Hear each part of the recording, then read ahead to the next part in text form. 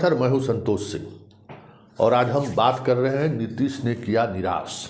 जी हाँ, लेकिन हम इस पर चर्चा करने से पहले एक सूचना हम आपको देते हैं। नीतीश कुमार फिर अपना घर बदल रहे हैं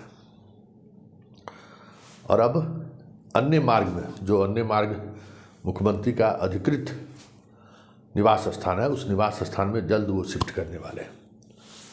और आपको पता है कि जब कभी भी वो घर बदलते हैं या राजगीर जाते हैं तो बिहार की सियासत में बड़ा भूचाल आ जाता है। वो तो एक इन्फॉर्मेशन था, दे दिया, लेकिन अब हम विषय वस्तु पर आते हैं।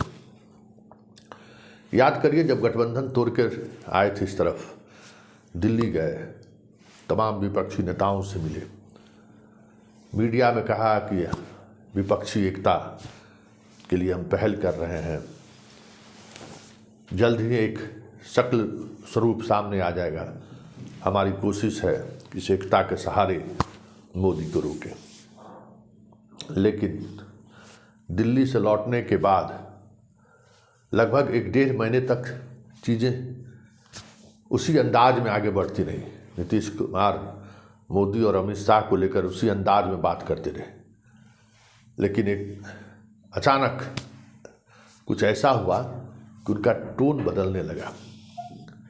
अब इस कदर टोन बदल गया है कि जो विपक्षी एकता के मुहिम में इनको एक धुरी के रूप में मानते थे, वो भी अब निराश होने लगे। वजह साफ, इस दौरान कई ऐसे मौके आए हैं जिस मौके पर ये सीधे तौर पर बिहार से ही सही मोदी पर हमला कर सकते थे, लेकिन ये खामोश रहे।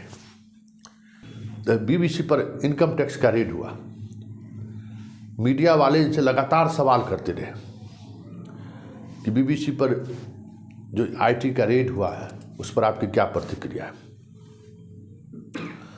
जरा सुनिए क्या कह रहे हैं, आप हैरान रह जाएंगे कि नीतीश जैसे पॉलिटिशियन जो विपक्षी एकता के मुहिम को के एक धुरी के रूप में स्थापित कर रहे थे, वो क्या, उनका बॉडी लैंग्वेज क्या है। कल सारा विपक्ष हमलावर था इस घटना को लेकर ना, लेकिन नीतीश क्या कह रहे हैं जरा आप भी सुनिए। मुख्यमंत्री जी बीबीसी कार्यालय में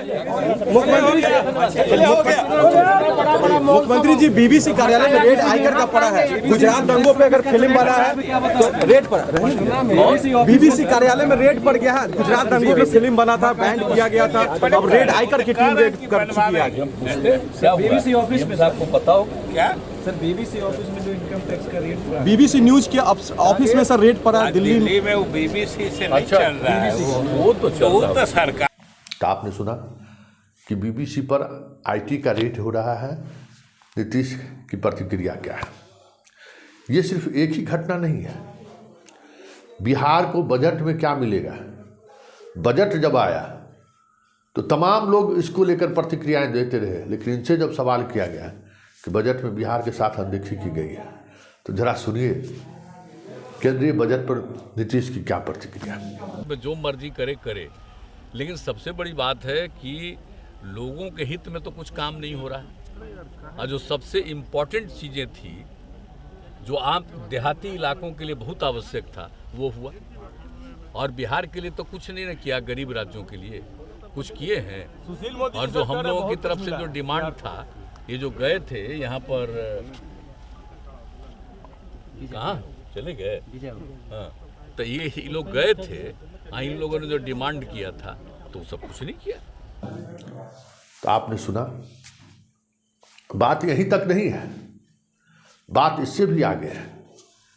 अडानी को लेकर संसद से लेकर सड़क तक विपक्ष सड़क पे है, लेकिन नीतीश से जब सवाल किया गया तो नीतीश खामोश हो गए। लगा जैसे ये कुछ जानते ही नहीं है। जरा देखिए नीतीश क्या कर रहे हैं। अडानी को लेकर कई सारी बातें हो रही हैं और मांग भी हो रहा है सदस्यों के। हाँ, तो कुछ इधर सुने हैं, देख रहे हैं कि उसका काम उनका कोई खास मतलब नहीं है, तो देखना चाहिए।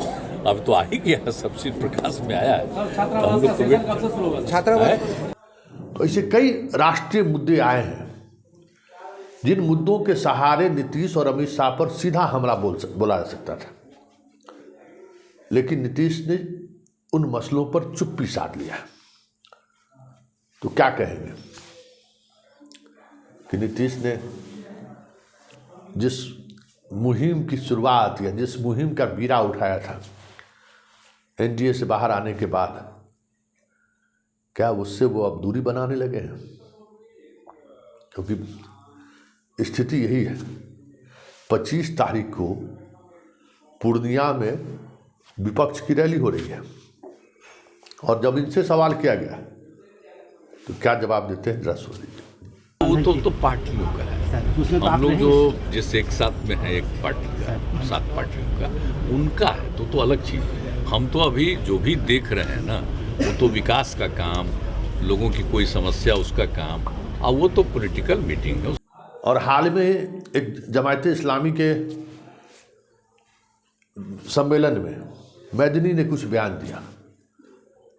उस बयान पर नीतीश की क्या प्रतिक्रिया है, जरा देखिए।